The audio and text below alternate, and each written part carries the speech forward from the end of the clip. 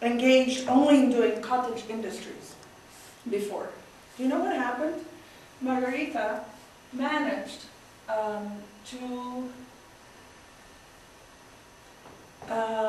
together with 3 other seamstresses of her community, get out of their cottage industry, move out of the back room of their home, and actually buy a space, like a workspace in the middle of the community that they had, and turn it into a tailor shop, right?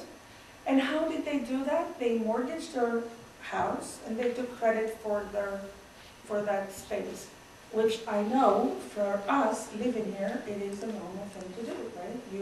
I started a business, I mortgaged part of my house, my garage, and now I'm scared not having a garage very soon. But anyway, you have to have some sort of flow of money coming in, and that's what happened. Now, what did we do? What was the reform we did? As I said to you, I did an assessment, a rough assessment at the time. 70% of urban land in Peru and property in Peru was informal. All right? So there was joblessness, there was lawlessness, there was everything you could imagine. And then what happened is we gave an investment. The World Bank finally decided to give a loan for these reforms to take place. $60 million, really small loan. If you think of 150 or 200 million that usually are out there. $60 million, and he gave a multiple return of 200. So we had a cost-benefit analysis that gave us a $1.7 billion return. That's pretty staggering. We never had something like that ever before in the bank. So it was called best practice, it was called innovative, it was called all these things. I finally was told that I'm doing a good job. After all these years of trying on my own in the institution, in the organization, better say, to present the importance of the fact that property rights are actually really the backbone of an economic development. Oh no, but they already have them. No, they don't have them, guys. They really don't have them. So what we ended up doing, there were 14 agencies. So if Margarita wanted to get a loan, any loan, forget the mortgage, any loan, personal loan with a guarantee her house, she had to go to 14 agencies herself before going to the bank. 14 agencies to go and clear her property. So she had to go to the urban planning community agency. Then she had to go to the archaeological department. She had to go to the civil defense department. She had to get all these clearances to the municipality, back and forth. Now we managed to do it into 2. In other words, one agency was going out to do their changes, and then the other one was registering. So we had the $7,000 amount that one had to pay for 14 agencies' transaction costs turned out to only $14, and it's only 2 days rather than 7 years. 2 days. Yeah, I got it, I saw it. So that's where she lived.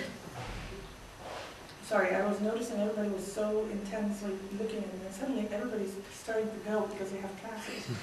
I thought, wow. Okay, so here are her 3 kids.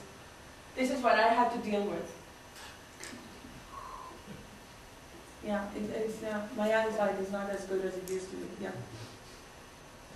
This is what we did afterwards, trying to put it all together in one system.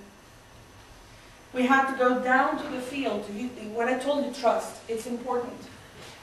We had such a reform. They tried to do a reform like that in Greece, where they had everybody go to the office and present their papers, and they didn't have the appropriate papers, had to go back and represent their papers. Greece has a very big population outside of Greece. So all these guys that had property outside of Greece had to fly to that place to actually go. Really user-friendly. And on top of it, not at all data incentive, data collecting, right? This is her. Oh, she was so glad. She was so happy. And that's what in her community happened in the house, and that's how the houses look now. Yeah. And here is a big jump. We started the reform in 19 we had 100,000 only properties registered for 25 million people, 100,000 properties registered. And now we have about 10 million people registered. And the middle class has really condensed really seriously.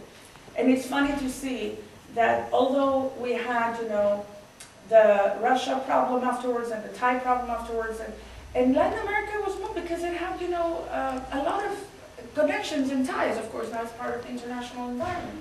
Peru was not really getting too affected by it. Security, sorry, I pressed too many buttons. Security increased by 97%, property values increased, investment increased, women involvement increased. That's interesting. Cottage industry was reduced, and probability of child labor was reduced by 24%. That was really stunning for me. So I did a similar work in Washington, D.C., where Deborah Thomas was, this is the lady, was worth a welfare check. She was literally a welfare check. But she had gone for about a year or two to community college, so she was, you know, conversant and able to read and write. So her house was condemned out of the blue. She has 4 kids or 5. And her apartment building, so she asked me if I could help her. To be honest with you, I've been here for a very, very long time. I didn't really know what condemned meant in terms of, you know, what does it really mean. So we managed to help her out, go to the municipality, the city, and find out that they had the right of first refusal. They bought the whole apartment building for $1. This was what it was before. And in the book you'll see also non-success stories. You'll see the stories of Albania, Greece, Russia, where we tried to do changes, but it didn't really work because they weren't holistic. They didn't take into consideration RCA, reality check, and as a result, it was not easy. They hadn't aligned anybody's interests. So, just a conclusion, we need to understand the problem, we need to generate partnerships, and use RCA and get involved. It was really a great pleasure to be with you here today, and I'm happy to answer any of your questions in the next 7 minutes.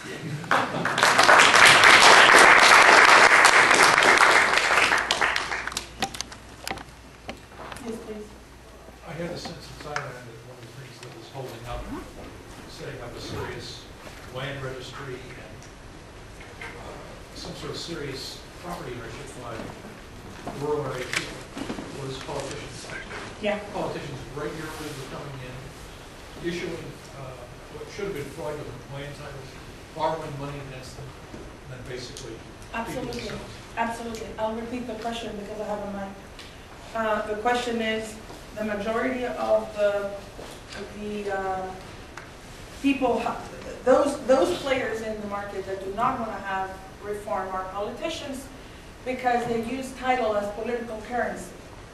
It is true. That's why I do not ever say have, to anyone who wants to do a reform, have a legal title reform. In other words, create more titles. Go around and do title. Very important. You see, Armando de Soto wrote this fabulous book. He was working with me.